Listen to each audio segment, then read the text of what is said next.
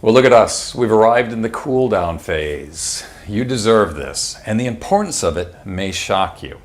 You see, left to your own devices after a good workout, you're going to tend to idle high. What that means is your heart rate's going to stay high, your body temperature is going to stay high, your breathing rate is going to stay high.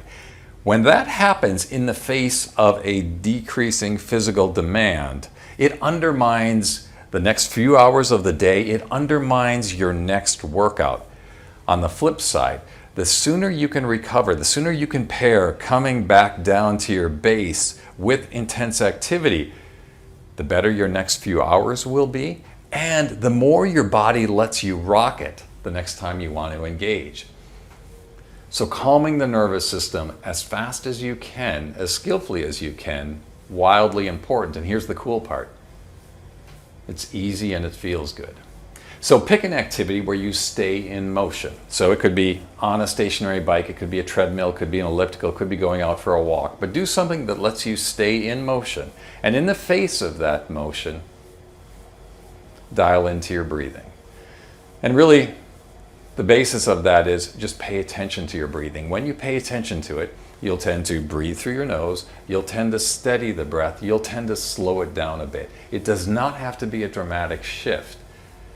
Just paying attention to it brings all of that onto your side.